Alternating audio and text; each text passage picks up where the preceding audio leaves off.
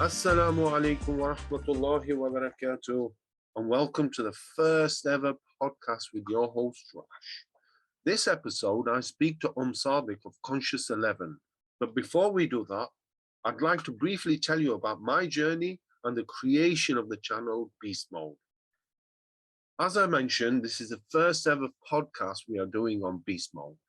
And you'll all be wondering why Beast Mode was created. So the idea came about last year in June 2022 when I had my BJJ match. Prior to that, I'd been offered by my opponent a charity match.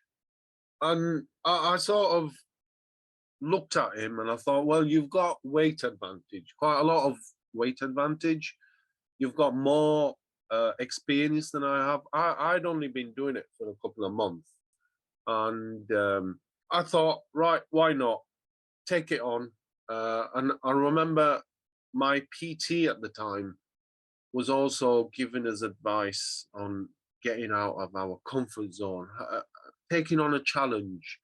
And I will make a separate video on my PT and talk about how he helped me get to where I am. But getting back to the BJJ match, I trained religiously. I had about 3 months. Turned up on the day and outperformed my opponent. You know, even though they called it a draw, many people said, look, you won. And to be honest with you, I was really proud of it because I really turned up. And not only that, but prior to the matchup, I was like a man possessed. You know, I was eating right, I was training right, sleeping right. So I was just purely living like an athlete for about 2 months leading up to the bout. What also helped me was, although it was banter, and also I think a lot of people just didn't expect me to win. You know, he was a lot younger than me, as well as I mentioned, weight and experience advantage. And then people were resorting to sending me screenshots of conversations with him about how he was going to smash me up and, you know, he was going to hurt me. So purely like, I mean, if you remember Rocky films, you know, it was purely like that for me. So the bout finished, I got plaudits for it. And even my opponent turned around and said to me that there is no way that you've been doing BJJ for only a couple of months. You know, I think you would having me on there. And I have to give a shout out to some of the people here that have helped me along this journey. Not just the BJJ match, but obviously in my general fitness and weight loss journey. Immensely proud of what I did. But my children inspired me. I was watching them, so I knew a lot of the moves. And my children's inspiration was Ramzi from Australia, the online coach. So when pandemic kicked in, I think it was 2019, my children started BJJ, having not done anything prior to that. I mean, they did a bit of karate, but Ramzi really inspired my children. We ended up joining a club around Hey Gracie Baha, but Ramzi, he taught my children in a way that sort of inspired me to get into it as well. So initially, when we signed up for this online course, I was a bit apprehensive. I was thinking, how can you actually teach martial art over Zoom? But my word, was I wrong. You know, my children learnt very quickly, and I'd watch them. And also, Ramzi has all the tools at hand. You know, he's got his own website, he's got videos up there, he's got a YouTube channel. So it was so beneficial. You know, we started, we didn't even know the difference between Brazilian Jiu-Jitsu or Judo. We learned all these things. And, you know, where my children have competed in various tournaments. And I must say, I've got to thank Brother Ramzi here that there have been times where my children have gone to tournaments and he's, you know, there checking in. You know, we're on the call. He's saying, right, what they're doing. There was a time where my son, he went on his own. So the other kids, my daughter and my other son, weren't competing. And he was very nervous that day. And I was trying to calm him down, saying, listen, let's do some exercises. Let's get your mind off it.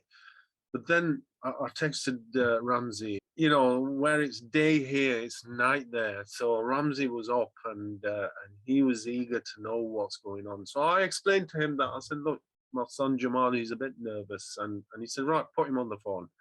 So he talked to him for about 5 minutes. And one of the examples he gave my son was one of the things that his teacher would tell them. Say, for example, we put a plank on the floor and we walk across it.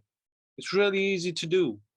But if we put this plank 70 feet in the air, all of a sudden the same challenge becomes very, very difficult. Why? Because the mindset is directed that, I might fall off here, or I might get hurt, I might die. So the board's dimensions haven't changed. But if we blindfolded you and you didn't know that this board was 70 feet in the air, you'd walk across there. My son had known for a few weeks that because he got moved up a weight category, he was worried that this kid's a lot bigger than me. He weighs a lot heavier than me. And it just kept playing on his mind until the actual day where he saw the kid and he was like, whoa. So Ramzi was saying to him, you not knowing will actually make you perform better. So change the channel. Don't let these thoughts get into your head, into your mind. All they're doing is weakening your confidence. That really helped him calm down, and he refocused. And that is what actually helped me. I remembered that. I use this very psychology on myself from time to time. It is all about narrative we play out in our minds. If we entertain negative thoughts and let them in, then they will truly hinder what we are capable of achieving. And this little pep talk by Ramzi to my son worked wonders. He just about lost the bout, but he gave as good as he got. And even the opponent and his father came at the end and they said that was brilliant, for somebody who weighs 8 or 9 kg less, that was brilliant. And they said they've not had a matchup like that. And they traveled up and down the country.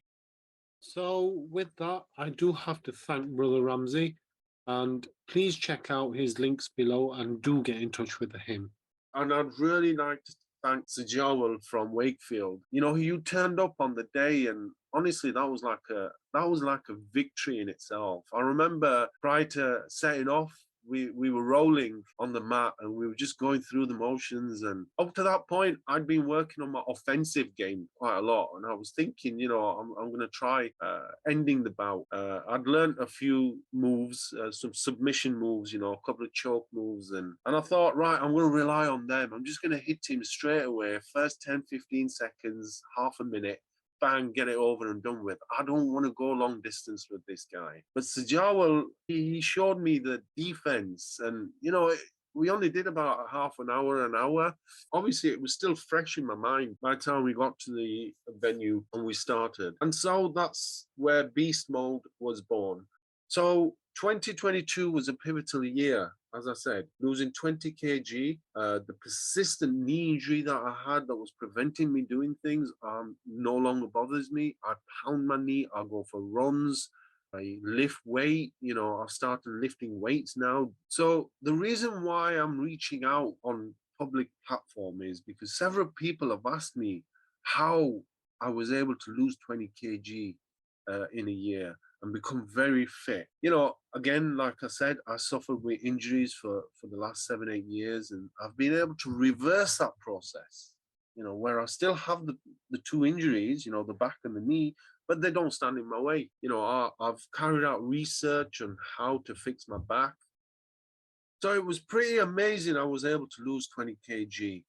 And that didn't happen by starving myself. I didn't do these keto diets, but rather I put in a solid graft of grueling sessions in the gym. And it was pure education and nutrition and exercise that I did. And again, this I learned through my PT, Johnny, that I will mention later on in another video.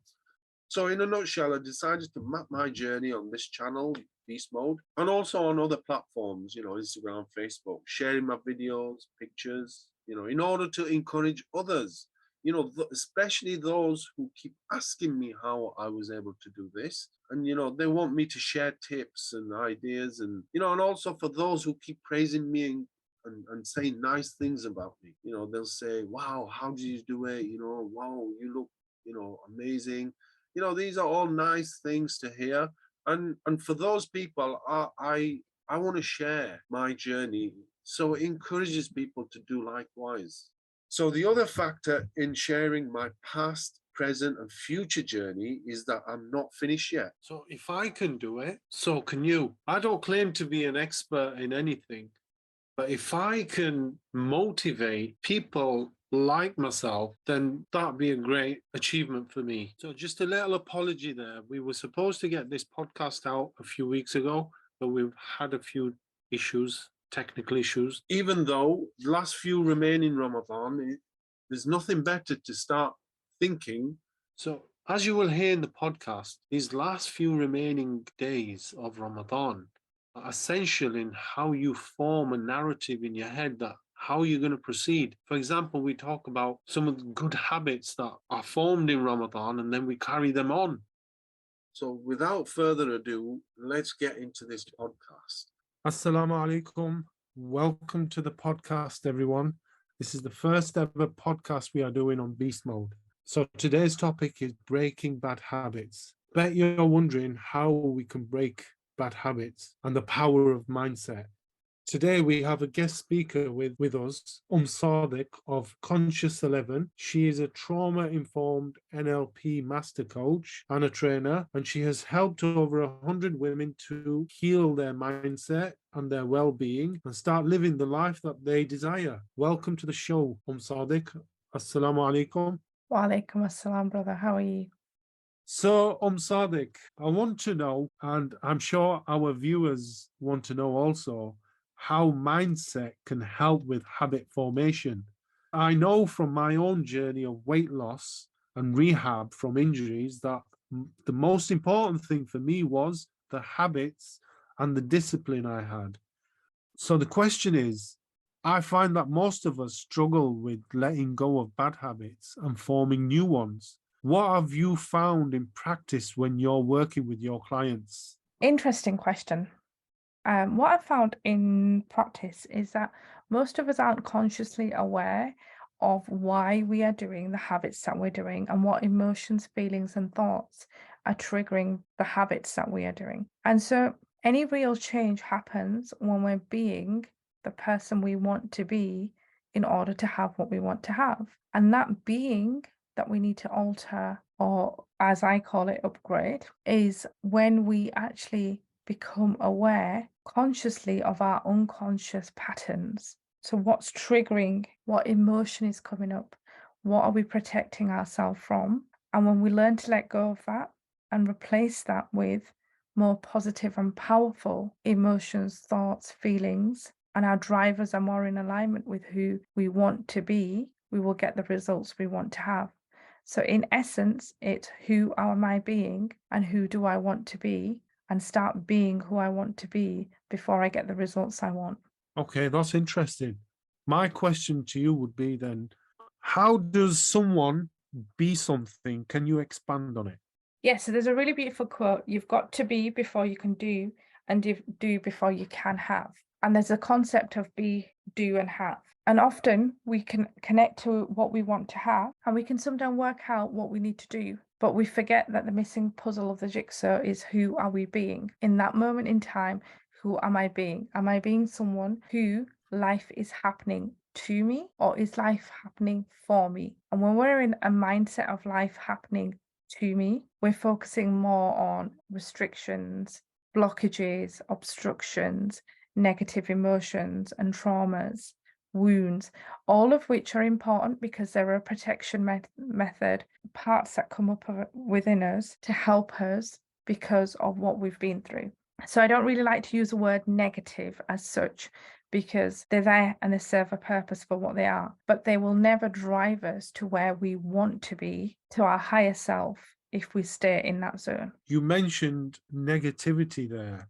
How can things like negativity and past trauma be detrimental to forming good habits and developing a positive mindset? So there's a time and a place for everything, and we need to have motivation to do things. And sometimes it's necessary to have fear or anxiety, etc., to drive us to where we want to be. The problem is if we stay there and we don't have a positive motivation, we will then just replace one bad habit with another bad habit, because unconsciously we're going on drivers that are going to protect us from the hurt that we've had in the past. So the way I see it is the beauty is letting go of those traumas, wounds, healing from them, and recognizing that everything happens for a reason. We're people of growth, and we go through a journey, and we take the lessons forward with us for growth purposes, rather than the pain with us, which is just going to obstruct us from having the life that we want to have. That's really interesting what you're saying there. Ramadan last year really helped me develop my good habits and a good mindset in order to achieve my goals.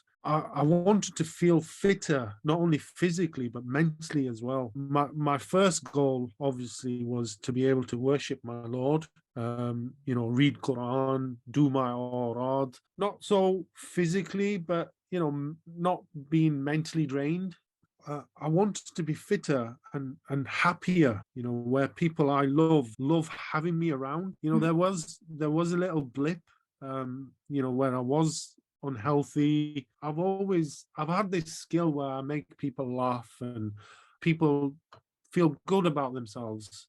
Can you tell us why Ramadan is the perfect start to our journey in anything we have always wanted to do? Okay, so there's a couple of things that you said there that I'd like to touch before I answer your question. One of the things about Ramadan is it's a month of spiritual empowerment, but as Muslims, we've forgotten that spiritual empowerment comes when you've also got physical empowerment, because your body is the vessel that's going to hold the spirituality that you're trying to cultivate in Ramadan. So if you have a body that is not physically up to it, then what you're going to pour in spiritually is not going to flow within you. And so it's really important to actually see how spiritual empowerment and physical empowerment go really well hand in hand. And also, often you said you had blips. Life happens, and life happens in between healing, and there's growth in that. And so we need to stop making healing a destination and more of a journey. But going to your question, I see Ramadan as a reset month. It's a month of starting my year as opposed to ending my year. And I see it as the first month of the marathon because it allows me an opportunity to see everything I need to heal from and I need to work on the next 11 months so that I'm prepared for my next Ramadan. And so it's similar to when we read the Quran, and when you get to the last juz, when you finish it, you will read the first line of the first one, because it's a continuation. It's a circle that you're going to go round and round, inshallah ta'ala. And that's how Ramadan is. And the sunnah of Allah is that it's in repetition. So you see repetition often, the way dunya is created. So if you see Ramadan as a reset month and you allow things to come up, it's okay if you're feeling down. It's okay if you made high intentions but weren't able to fulfill every single one of them. And don't come from a place of judgment, but more of a place of, I recognize this, I acknowledge it, I accept it, and now I'm going to create goals and habits around this to change it so that it serves me for a better version of me that's going to come round next Ramadan. It's interesting what you say there, because I always like to call this like the Muslim version of the New Year's resolution. It's interesting you say that, because that's not how I would describe it. And the reason for that is because I'm quite an intentional person. In fact, in my social circle, I'm known as the Queen of Intentions. And every client I ever work with, we start everything with intentions.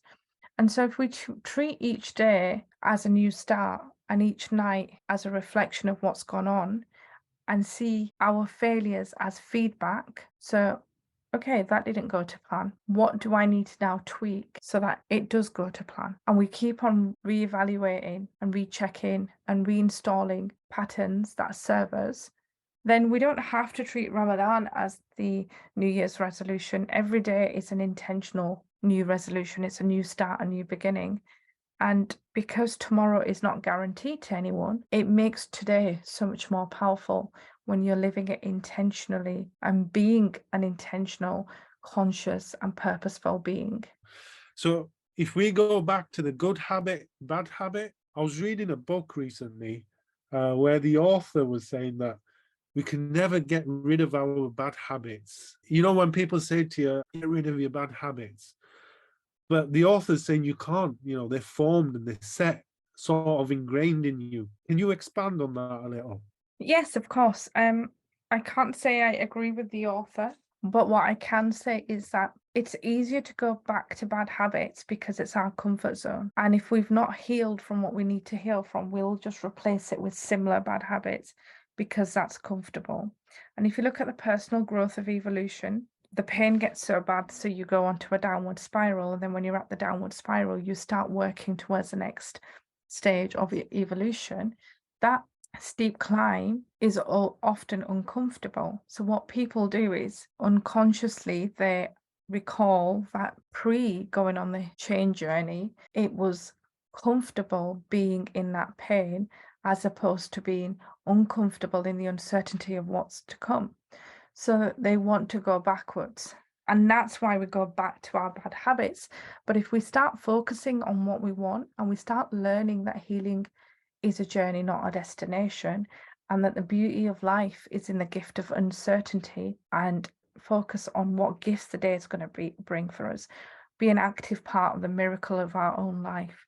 Look for opportunities, then replacing bad habits. And I don't like to call them bad habits because there were a purpose for it once. It's a protective part.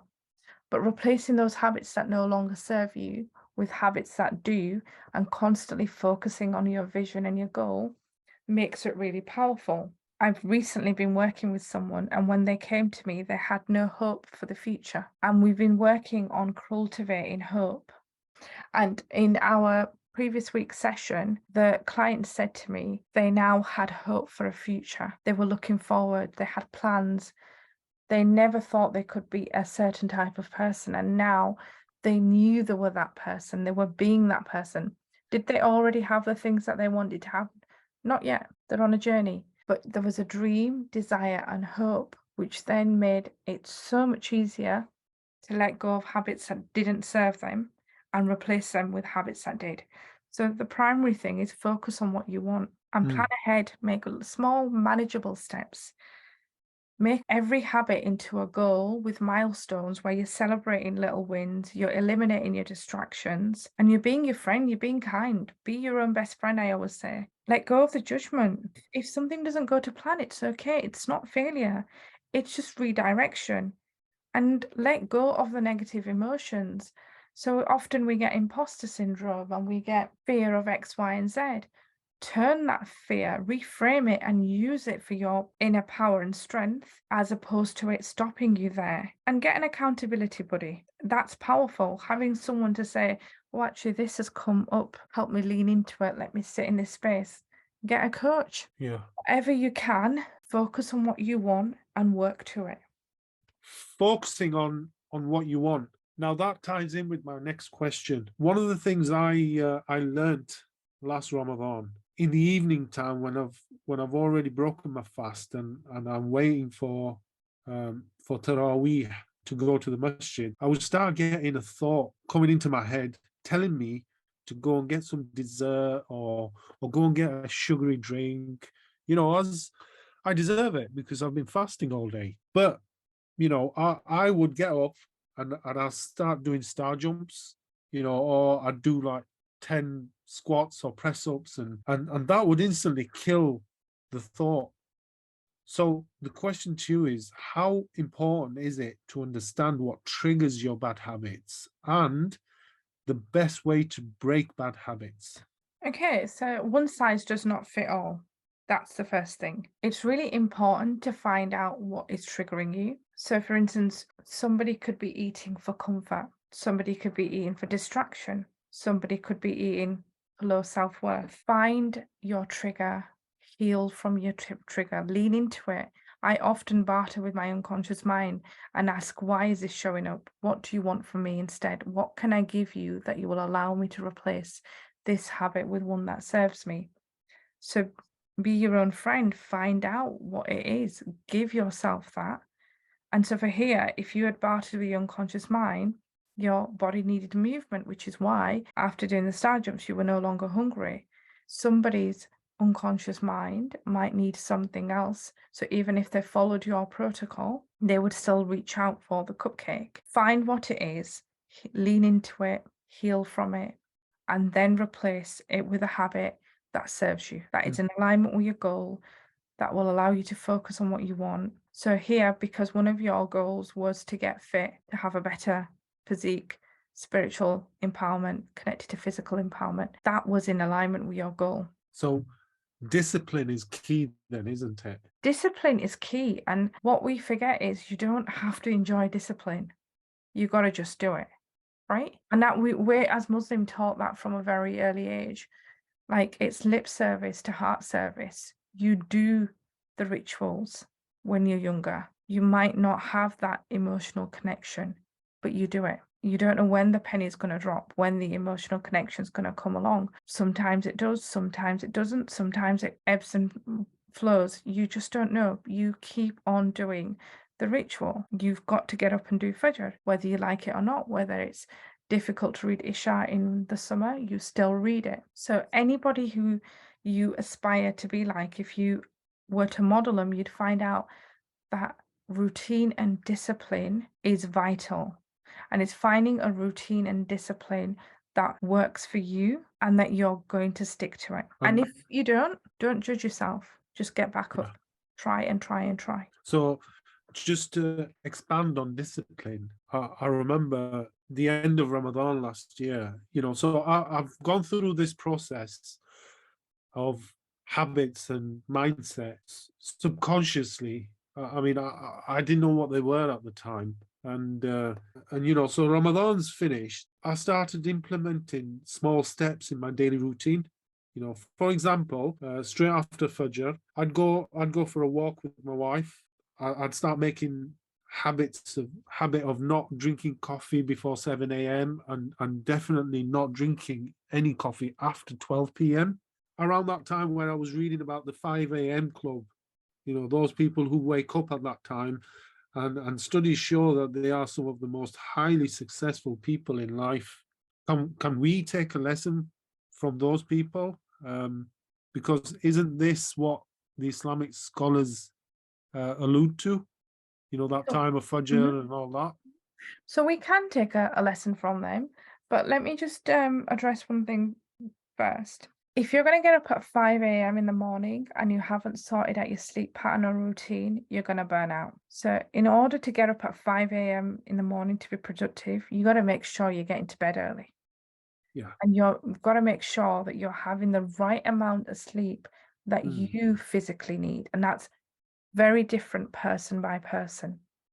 And you've got to schedule in naps if you don't have the time to have that full 8-hour sleep that somebody needs, or 6-hour sleep that somebody needs. So that's the first thing. And then the second thing is we just need to go back to Sunnah. So if you look at our Prophet, upon him be peace, and his family, we're instructed to get up pre-Fajr and use that time of the Hajj for being intentional, for setting our du'as. I use that as a morning routine time for manifestation of my du'as, visualizing, grounding, connecting. And then post-Fajr, our beloved Prophet, peace be upon him, and his family would walk from the masjid to where he's going barefoot. So he's grounding himself. And the moderns would now tell you that we should walk barefoot every day for a certain number of minutes. So we've already got that as our legacy. We're just not tapping into it. Now we're also told to go to sleep straight after Isha. But if you're not going to sleep after Isha and you're mindlessly scrolling on social media or Netflix or even watching certain religious programs, that you end up binge watching and become addictions, then you're not going to be able to get up at 5 a.m. and be productive. Honestly, I don't think we need to get up at 5 a.m. because Allah has created a pattern, especially for those of us who He's placed in the West, in England. Our cycle, like in the summer, it's not a 5 a.m. in the morning, it's a 2 a.m. thing, isn't it? So you've got to work with where Allah's placed you and then retrain your mindset and your body so it's all in alignment. So what you're saying is it's pointless waking up at 5 a.m. if all you're going to do is, after praying your Fajr, you're going to be scrolling on TikTok and going on Instagram. Yes, exactly. I'm saying get up at 5 a.m. and be an intentional, purposeful, driven person. Be productive. Get your fitness in. Get your exercise done in that point. Get all those things that are going to stop you during the day. I remember once going to a talk. I was quite impressionable and early on, and it's really left a lasting impression on me. And it was a female Ustadha, and she said she got up at Fajr and she made her meal for the day, you know, like she made a curry for the day. Yeah. And it made me laugh because growing up, all I saw was the whole what do you want to eat for dinner could be a 6-hour conversation between the elders, right? And I'd always say, well, actually, it's a half an hour to 45-minute job that could get done, but the pre-discussion of what do you want to eat? What shall we make? It used to take up like a whole day. And so I used to say to like my mum, why don't we have like a 7-day plan where you've already decided what you're going to eat for the week? And that wasn't in alignment for her because that wasn't how she was brought up. But, you know, it's not just in our household. I know it's in my friend's household where your mum will take about 6 hours to decide what to eat or what to cook. But if you used that time wisely and you've got the morning time and you're using those 30 minutes in the morning to get your cooking done, put your laundry on, get whatever needs to get done. So for me personally, it's get up, do my adhkars, do my auras, get my fitness out of the way, do my journaling, do my gratitude and everything that needs to be done before I can start my working day. Okay. And each time, like I have a schedule, I have pockets. So there's a time for admin. There's a time for banking. There's a time for family. Everything is scheduled. Do I stick to my schedule every day? No, because that's the flexibility of being human. But I'm not going to get up at 5 a.m. and spend 2 hours on Instagram. I might as well go to sleep because sleep is really important. It's sustenance for the soul. It's a time for the body to heal. Why would I jeopardize my sleep for aimlessly taking in negative content that's not going to serve me and actually drain me out even more? It's been a fascinating conversation with yourself today. Would love to go on, but unfortunately we're going to have to wind down. But before we go, do you have any pearls to give to those listening in today? So if I had to give one pearl to anyone who's listening in today, it would be cultivate the power of gratitude and just recognize that it can start as lip service to heart service. So it's okay. Just start where you are. Think of things that you're grateful for. And what does that look like? What does that feel like?